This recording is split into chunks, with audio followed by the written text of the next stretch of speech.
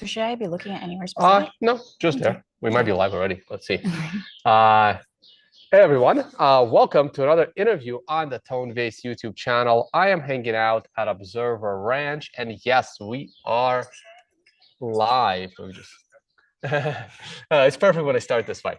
And we are gonna do a little interview with Kat that manages Observer Ranch. And Kat, say hi. Hi. And but before we do that, I do need to give a little bit of a background on why Observer Ranch is in existence.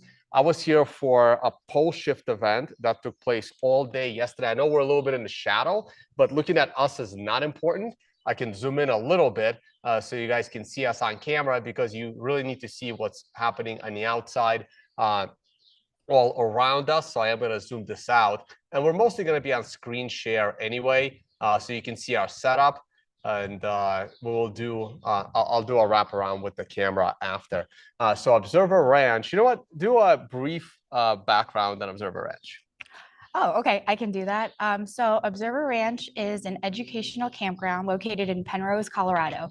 We are less than an hour drive from Colorado Springs. In addition to traditional campground facilities and amenities, we have a learning center and a library. So our tagline is campground for today, education for tomorrow. So our goal is to really be able to provide educational workshops and events, workshops for families, anything that covers space, science, nature, homesteading, self-sufficiency, preparedness, and a lot more. So we officially opened last September. So this is our first official camping season. And this is our learning center back here. It's a great venue for events. It's about a 1,500 square foot learning center with a wraparound deck. So large, perfect for large groups, celebrations, birthday parties, graduation parties.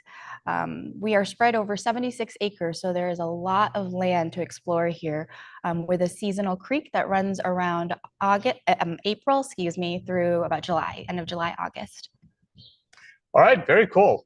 And yeah, that's one of the common questions, is how big is the area that you have? And you guys are over 70 acres. Yep, 76. Which is really, really cool. And last time I was here was September. These little houses were not there. This is all new. There was like 6 of them. They're oriented differently. I'm assuming there's a constellation involved in their orientation. Yep, the road, it's called Solar Flare Circle. So there all the cabins are around Solar Flare Circle. And you're going to be probably building more of these, and people are starting to maybe not buy the land within the ranch, but like lease the land within the ranch and build on it. Yes, so at Observer Ranch, we have a couple of different lodging options for our guests. So in the background, you see the A-frame cabins that we have. They're just under 700 square feet with a loft. We also have trailers that you can rent. Each of them are wrapped like planets. So it's especially fun for families or couples looking for a little getaway. They can stay in Jupiter or Saturn. We also have a 3D printed unit by Azure Printed Homes for somebody that's where I'm staying. Yep. How do you like it? It's great. Yep. So Azure is a great company. They print these models using a robotic arm using recycled polymer. So we also have primitive tent sites that are situated away from the main campground. So if you are looking to be surrounded in nature, there are certain tent sites that we have where you can't even see the main campground. And yes, there are leasing opportunities for lots. So these lots are completely undeveloped. They are primitive. And so for folks that are interested in, hey, potential retirement plan, having a seasonal place within an educational campground for their family, or just looking at opportunities for what they are looking for alignment in their future.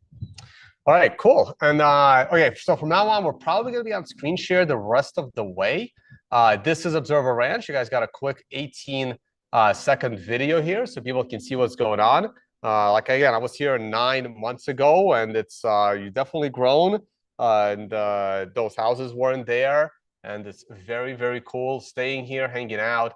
You got a beautiful view of the sky, and we're about to talk about why people are here. But right before we do that, if we go to where is the Observer Ranch team, so you guys know who you can run into here. Mike is great. Was hanging out with him last night. It's Mike his birthday today. Oh, it is? Yes. Oh, yeah, I wish I had birthday where I had out. Ben, who was one of the founders, and I'm doing an interview with Ben tomorrow. So, no, sorry, not tomorrow, in a few hours, actually. I'm doing an interview later today. I couldn't catch him yesterday, and that will be a follow-up interview to what I did. Please check out the video description as to my prior interview with Ben, and here we are with Kat. That's me. You're right there on the site as well, and you can see all of the the names of the founders that helped invest and donate to the place. We're gonna talk about the website in a minute. Okay, so the first thing I kind of need to show is the background for this. I'm gonna play the trailer from the documentary, and the documentary crew is here doing some filming. So this is a documentary, Ben Davidson's basically documentary. I also helped contribute to this documentary a little bit. Just wanted to make sure it came out, and here it is. Well, an unusually strong solar storm hitting Earth could produce northern lights in the U.S. this weekend. The National Oceanic and Atmospheric Administration issued a rare severe geomagnetic storm warning. In the recent decades, the position of the magnetic poles has been moving very rapidly. It might not be something you usually think about when we talk about severe weather, but it has the capability to disrupt our society. I'm talking about space weather. When you look at the sun and you look at the Earth, the magnetic field of the sun has a dramatic effect on the Earth, even though it's 93 million miles away. We're due for a change, a swap of the magnetic polarity of the Earth. And during that process, it's been suggested that the electromagnetic field around Earth could weaken. Who was aware that the North Pole is shifting over time? You look at the electromagnetic field around Earth that is getting weaker and weaker. It looks like we've got 15, maybe 25 years. Here's what we know. About every 6,000 years, there is a geomagnetic change on our planet.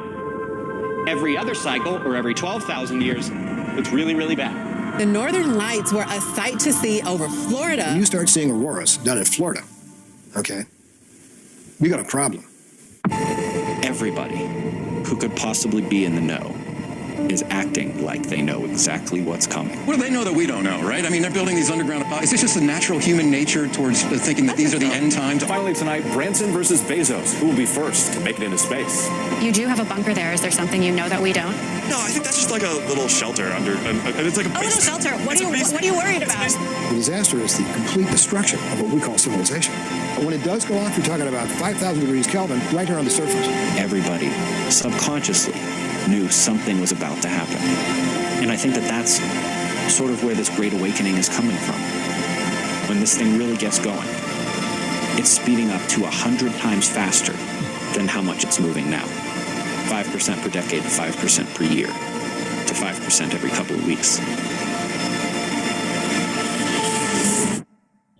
At that point, you only have a couple of months left. All right, guys, so this is the trailer to the documentary that's going to come out later this year. If you look at the video description of this video, you'll find a link to my Word document. I'm going to try to update this to kind of give you a better timeline and direct references to resources, especially Ben Davidson's videos. This is a playlist that I put together from Ben's videos because he has thousands of videos. And so this is kind of summarizes the important points. I'll also just go through a few minutes of pictures of the timeline that is expected and why this place is very, very interesting to me. So here's the timeline where we're already seeing lots of changes to this planet and other planets and our sun, which started in 1859. For more on this, please check out my interview with Ben Davidson, tagged below. The solar kill shot, as Ben calls it, is a technological kill shot, but without our modern technology, people are in trouble. And this could happen anytime from now until into 2030s. And then we have the potential for a solar micronova and the Earth turning 90 degrees, which we also discussed on the interview with Ben Davidson. This is a little timeline that he put together for his YouTube channel. And right now, till the end of this decade is the time to prep and be very, very aware of what's happening.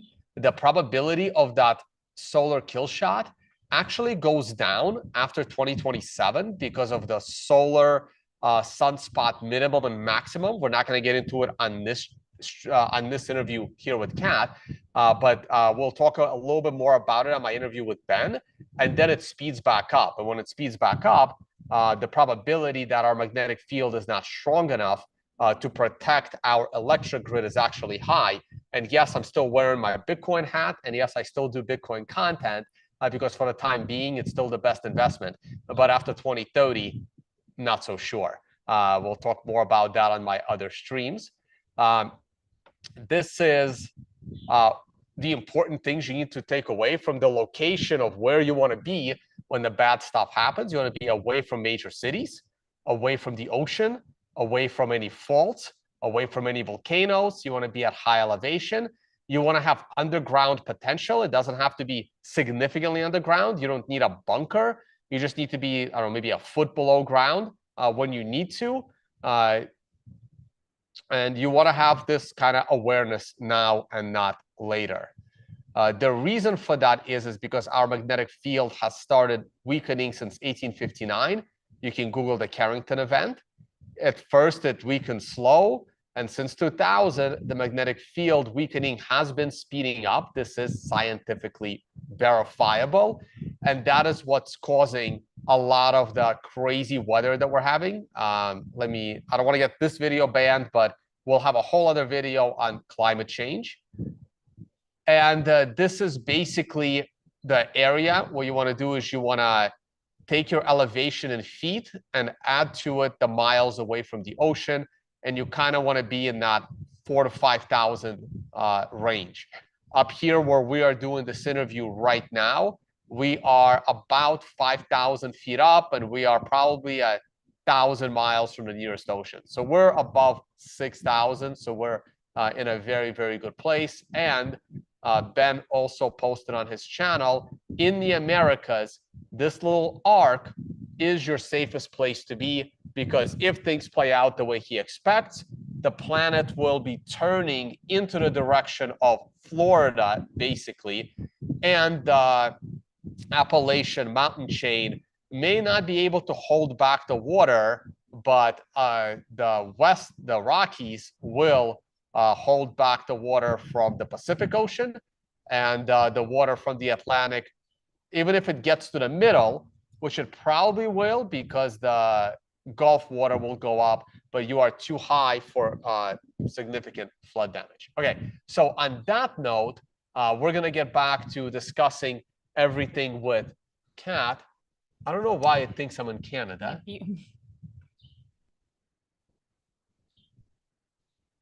Sure. Okay, great. So you can go to the main page and I can show you where people can go from there. Sure. And now we're going to talk about how Observer Ranch came together, how it's going, and what is the outlook for the future, and what can people expect when they come here, or what kind of investment opportunities are here. Are there other vicinities nearby where people can move to? So I'll leave it up to you what you want to say, because I always hear on Ben's videos, don't message me about Observer Ranch. I have nothing to do with Observer Ranch. I'm the scientist. Email Observer Ranch, call Kat, call Barb. So now he can just say, hey, go watch this video to know what's going on with Observer Ranch. Sure. So with Observer Ranch, we are a RV campground. And so as the world turns, we operate as a typical campground. And so just a little bit of backstory about me to share a little bit about why we did this.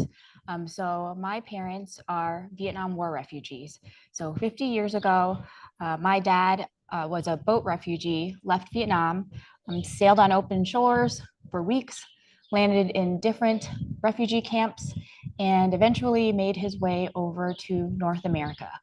Now, growing up as a first-generation immigrant was really, really difficult because even though the war was overseas, it was still very much active in his mind. And so as a child, I watched my parents ebb through different stages of survival, sustaining, and then thriving. And life is an ebb and flow of all of those. Life isn't always about survival. Things aren't always going to be thriving. But so as a child, I don't remember many opportunities where we were able to play or disconnect in nature. Everything was always so serious. Everything was always an emergency. And so growing up, having children now, realizing, yes, the future looks different for everybody. Running this campground, just talking to people that come through, people that are looking for preparedness and ways to be prepared in different ways, they're still living in the present. And so for some families, you talk to them and the future looks like, getting an RV versus a tent. For some families, it is finding a place off grid that has sustainable elements. The future looks different for a lot of people. And so we try to provide different opportunities on where people are at and just provide them information to cultivate different ideas. And so this page right here are some upcoming events that we have at the ranch. We offer a bunch of free workshops from mom support groups to talking RVs for people that are looking into transitioning to living and working out of their RV. We offer a bunch of educational skills classes as well, tactical training, situational awareness scenarios, blacksmithing workshop, small animal processing workshop. Our venue is beautiful for celebrations. So for the kids, we do lots of birthday parties. We just wrapped up a family space camp and we have a homesteading family camp week coming up where Barb will be teaching people different skills, how to make bread, how to make jams, learning about dairy, sewing, weaving, things like that. So if you go to our homepage, we have a couple of different options based on what you're looking for. So if you're looking for a unique camping visit, or you're looking to learn more about the mission and what we're trying to do here at the ranch, or you're looking for something for your family. So if you click on book your family stay, it'll redirect you.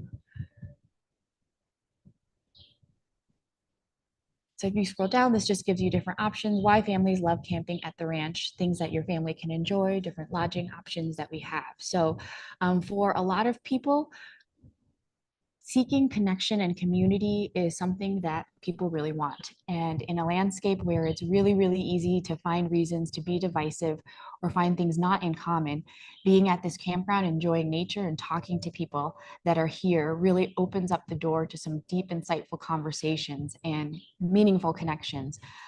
Over 10 years ago, Ben, my business partner, and I took a mobile RV and turned it into a mobile observatory. And we still keep in touch with people to this day that were part of that journey and building that community. And it's not even within the United States, it's overseas too. I've had people message and say, hey, I'm in Sydney. Are there observers in Sydney? There's a lot of observers in Sydney. So it is a different experience actually being here and being able to have these conversations and having these experiences. So we hope that we get to see you and your family here in Penrose. Awesome. And I already see some comments, and ZT says, what conspiracy is Tom cooking up? Sounds like the movie 2012. It is kind of like the movie 2012, only the tsunami is supposed to be different. And also 2012 never explained any scientific reasons as to why that was happening. But if you watch Ben's channel, you get some of those scientific reasons. And those of you that may not know, I do have a degree in geology, and I'm the one that actually ended up finding Ben's channel after I saw headlines of Aurora Borealis, the Northern Lights in Florida. And I know enough about geology to know that is not normal. As cool as that looks, that's a big problem. And that's what brought me onto Ben's channel. And that's how I ended up here at Observer Ranch for the second time now. And I may be doing a little more here as well. I still have my plans for Prospera, don't worry. But this is why I'm winding down my other businesses and looking for good communities to join. And this is a really good community. It's a really great community. We've been really, really blessed. The community spans generations, different beliefs, different cultures, different ideas. And the reality is, when mentioning 2012, there are a lot of movies that center around the theme of catastrophism or natural disasters. I don't know if you saw this, but the new Naked and Afraid season is coming out, and their theme is it's an apocalypse land, right? And so for me, I don't know what the future holds. I don't know what that holds, but I know I've got 3 young children. And so it's important that we maintain a good, consistent life, doing the best that we can in moving forward. I look back at my parents and they are in their 70s now. They don't move as fast. They're still in shock that they're alive. They still can't believe that they're here and they're going to be welcoming their 5th grandchild. Now, back then, if you were to tell them, oh, a solar flare is coming and it could, change the course of life, that's not what they were worried about. That wasn't even in their peripheral at the time. And so my encouragement for people is we cultivate ideas here. There are a lot of people that have different belief systems, and belief systems can be very sensitive. So we try to encourage and cultivate different ideas and share those ideas here. So for me, I'm not sure what the future holds. All I know that I will keep doing my best, be a good example for the kids, connect with others, and support them where they can. All right, awesome. And for another movie that you may want to see about like climate and how quickly it can change, The Day After Tomorrow was a very good movie. I remember seeing it when it first came out, like over probably 15 years ago. That's a good movie to watch. And again, it got some things right of what can happen. Other things, well, the science was not there 10, 15 years ago when they did that movie. And you can also check out or look for the book on PDF, the Adam and Eve story. Y-Files did a cool episode on that, and I think Ben covered it as well. He hates it when someone mentions the Y-Files, but they did do a really good job explaining the Adam and Eve story on the Y-Files YouTube channel. Okay, so another question that always comes up. Obviously, people can bring their RVs here, and it's so not expensive to be here. And I remember one of the comments I constantly got when I was here last time in September, people calling like these events and what Ben does a scam.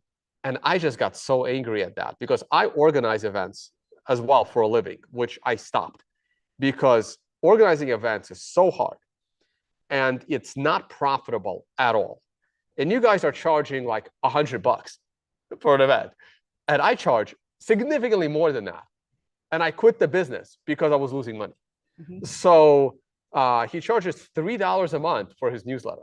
Mm-hmm. Like, again, this is, I'm surprised what you guys have already built because I didn't expect you guys to have that much capital, but you guys have, it's basically mostly hard work.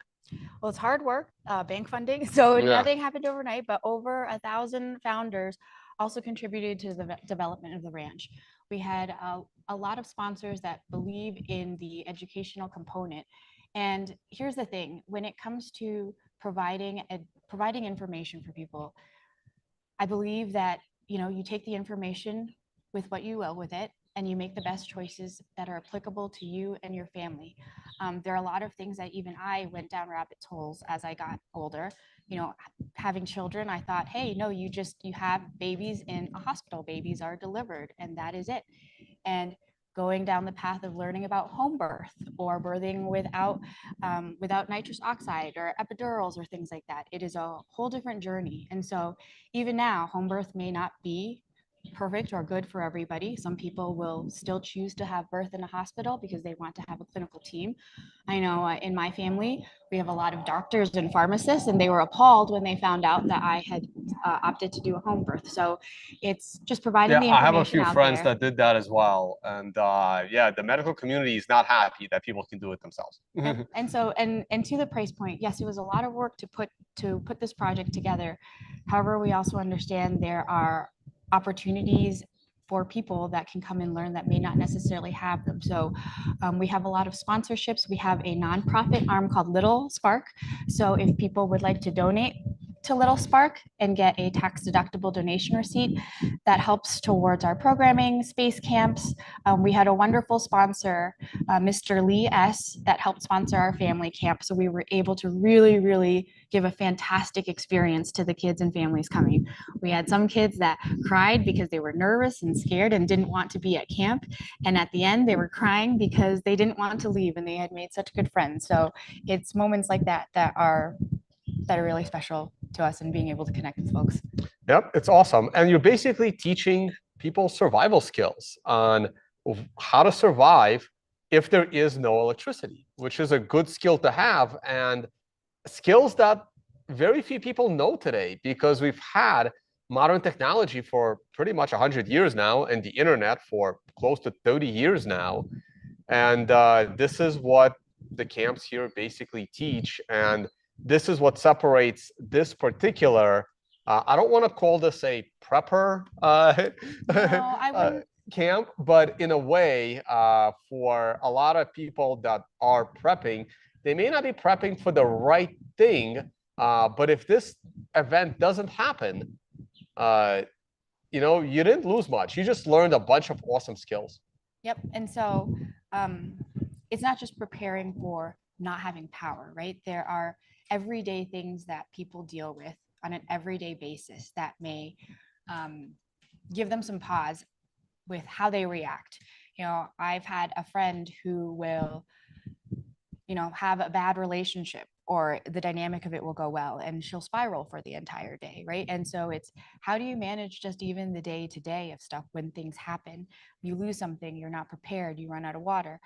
We had somebody from the hurricanes in North Carolina come and stay with us for a week, couldn't have access to her road, didn't have access to water or electricity.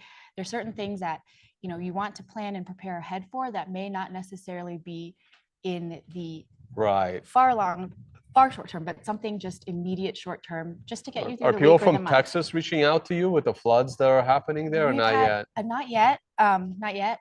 We do have a couple of groups here locally that have been preparing and have headed out to Texas to provide aid and needs. So if there are folks that are looking for resources in Texas or a place to stay, have them reach out to us. We always try to accommodate folks that are in need if we are able to.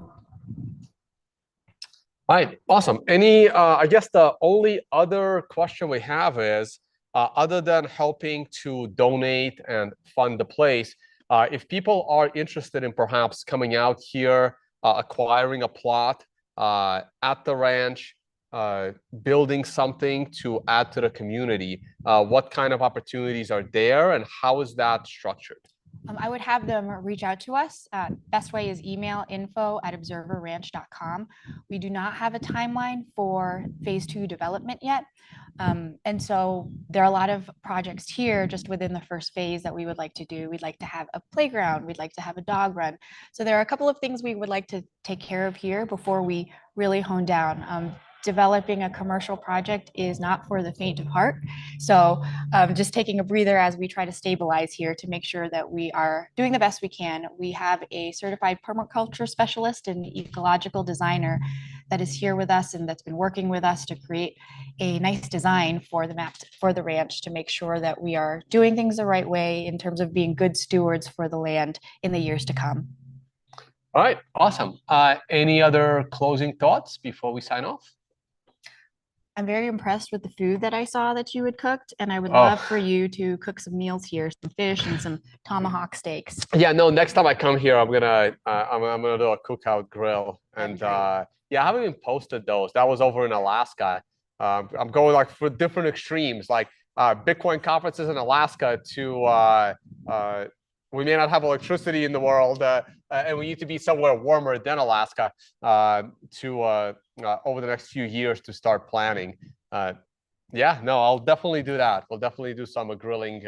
I do plan to come back here. I'm going to try to come back here again this year. Other than that, I'm going to start making plans to be here a little more often starting next year. And no, it's great. Love coming out here. My second time. I'll definitely be back.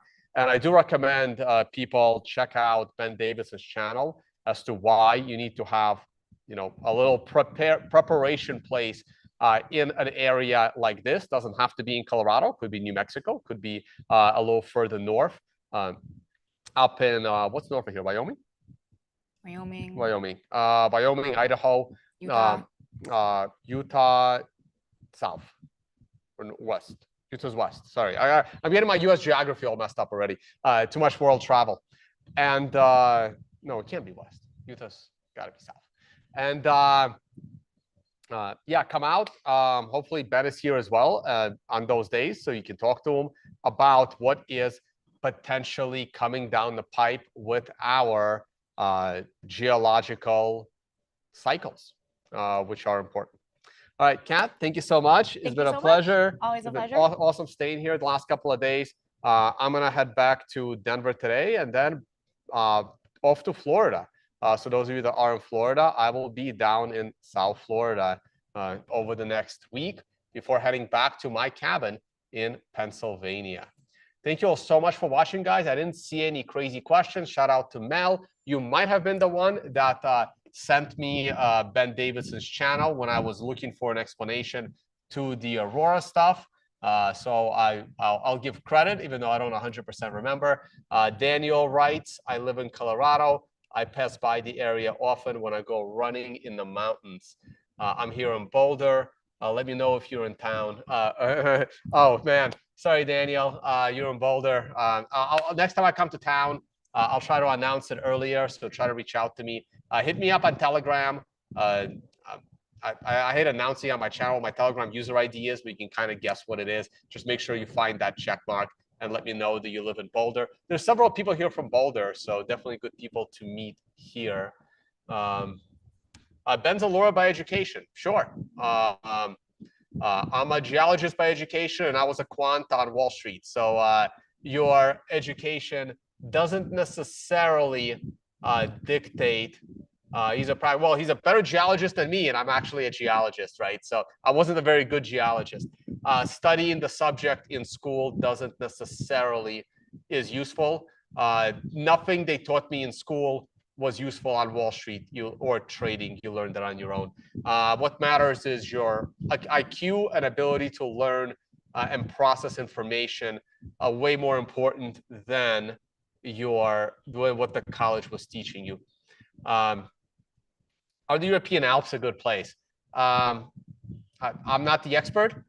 They're okay. I do have a picture of where. Watch my other video with Ben, and maybe I'll go through some of the other geographical locations on my stream later today. All right. Thank you so much, guys. We will see you all later today with Ben Davidson.